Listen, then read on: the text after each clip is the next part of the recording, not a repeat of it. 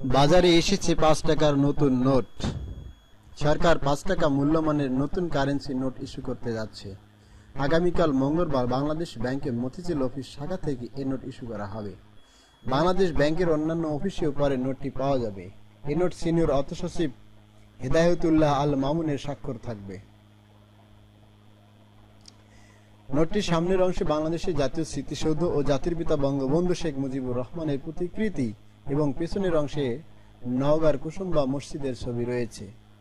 নতুনভাবে মুদ্রিত এই নোটের উভয় পিঠের ওপরের অংশে গণপ্রজাতন্ত্রী বাংলাদেশ সরকার লেখা এবং পেছনের অংশে ডান দিকে বাংলাদেশের জাতীয় প্রতীক রয়েছে। কারেন্সি নোট হওয়ায় এ নোটের সম্মুখ পৃষ্ঠের মাঝখানে চাহিবা মাত্র ইহার বাহককে ৫ টাকা দিতে বাধ্য থাকিবে লেখাটি থাকবে না।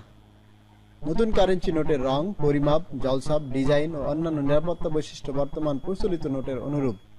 নতুন মুদ্রিত কারেন্সি নোটের পাশাপাশি বর্তমানে প্রচলিত থাকা ৫ টাকা মূল্যমানের কাগজের নোট এবং ধাতব মুদ্রাও চালু